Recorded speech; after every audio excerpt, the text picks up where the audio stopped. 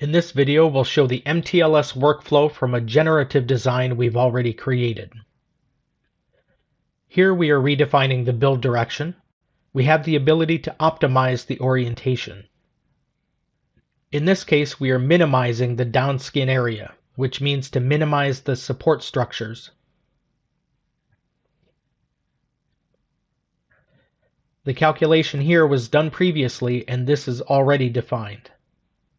We're putting the part in the optimum position or orientation to minimize the supports. And this is the body that we will print.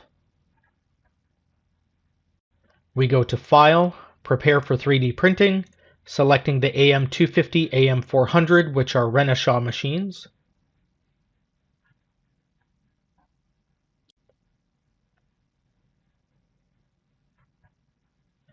The space is updated, then we position it according to the build direction.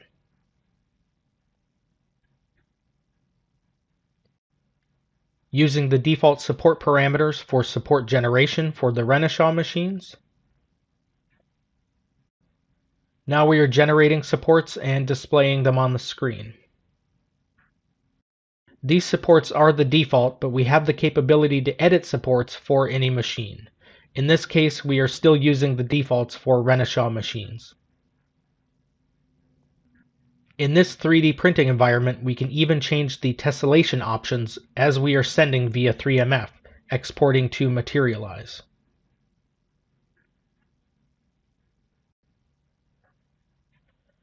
We have the capability here to tweak the triangulation.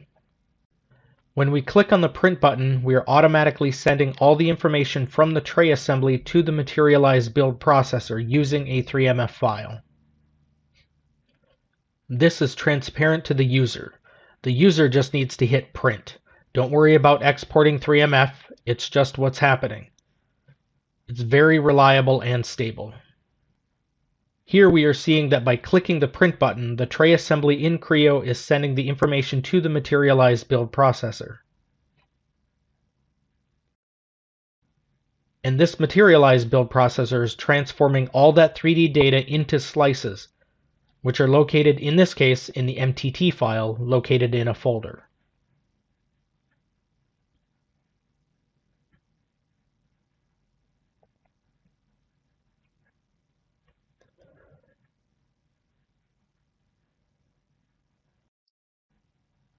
The information here, in the case of a Renishaw, we can see all the slices and we can see it in the slice viewer from Renishaw.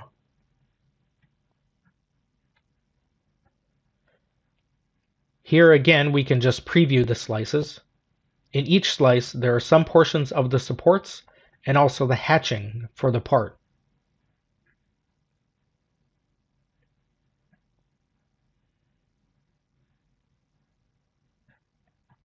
And that concludes our quick overview of the end-to-end process.